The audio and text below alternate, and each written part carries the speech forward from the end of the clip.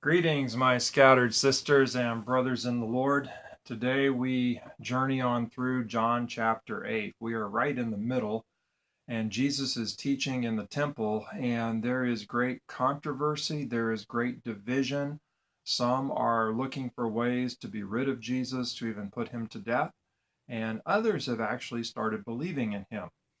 And Jesus tells those who have believed in him that if they remain in his word, then they are truly his disciples. And as his disciples remaining in his word, they will know the truth, and the truth will set them free. Some who are listening say, wait a minute, we're of Abraham. We don't need to be set free. And Jesus begins to say, no, anyone who sins is a slave to sin. You still need to be set free. And they challenged Jesus on this and emphasizing that they belong to Abraham, that they don't need to be set free, that they're actually free already. And Jesus disagrees with them rather sharply. And Jesus ends up telling them that Abraham isn't their father. I mean, Jesus knows that they're descendants of Abraham, but tells them that Abraham's not really their father because of their behavior of rejecting him, and that their true father, the one that they actually emulate, is the devil. That the devil is a murderer, that the devil is a liar, and that the devil is the father of lies. And he says that they're actually emulating the devil, therefore they must be children of the devil.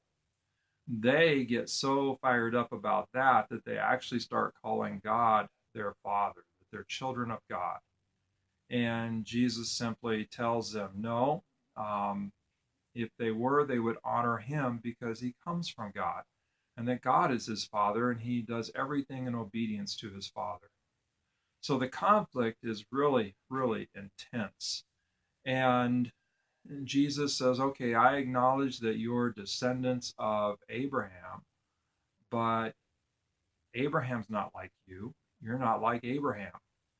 And this is the part where Jesus says that Abraham longed to see Jesus, longed to see the day of Jesus. And Jesus lets them know that before Abraham was, Jesus is. To quote him, before Abraham was, I am. And so Jesus is there using God's name, I am who I am, of himself, that he really does embody the presence of God, the fullness of God. Now, I want to back up a moment to what Jesus said to those who had put their faith in him, that if you abide in my word, then you truly are my disciples, and you will know the truth, and the truth will set you free. Abiding in the word of Jesus, abiding in his teaching, really abiding in his revelation. That Jesus reveals to us who God is. He reveals to us that he is the way into right relationship with the Father, and that through him we can be set free from sin, that through him we can enjoy fellowship with the Father and with Jesus through the Spirit, that we really can become children of God. But the whole key is receiving the revelation that Jesus brings us of who the Father is and of who we are, of our need to be set free from sin, and of the possibility of being set free from sin and belonging to this family, to this communion of Father, Son, and Holy Spirit. The devil, a murderer, a liar, the father of lies. And one of the biggest lies that the devil tries to tell us is that we don't need to be set free.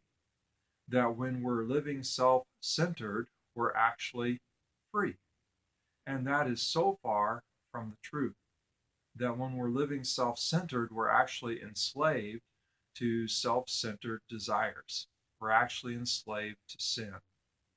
And the devil tries to tell us not only do we not need to be set free, but also that it's okay for us to live self-centered and that's just how life is. And the person who is able to live the most self-centered is kind of the most successful, and that's the person who's really free. And it's a paradox because the truth is, the more self-centered we live, then the more enslaved we are, and the less and less freedom we have. And then that bars us from belonging to this fellowship of Father, Son, and Holy Spirit through the Son. It bars us from knowing the fullness of the love of God and the joy of belonging to this family. And so it's so important for us to recognize the devil's lies for what they are, and that those lies are designed to take our lives rather than to actually give our lives. Remember, he's a murderer, and the way he murders more often than not is through lies. He takes our life through his lies. And when we believe those lies, we have less and less life. But Jesus comes to reveal the Father, to reveal the truth about God and God's love and God's redemption and what God has done through Jesus, that we could be set free from sin, be set free from self-centeredness, and live to the Father and be part of this family and know the freedom and the joy that comes from being a child of God and belonging to the family. So my word for you today, or I think the word for us today, is to abide in the word, the revelation that Jesus brings us of God and of ourselves. And as we do that, we will discover that we know the truth and we're growing in the truth, and that truth actually sets us free. God bless, have a great day, and abide in the revelation that Jesus brings.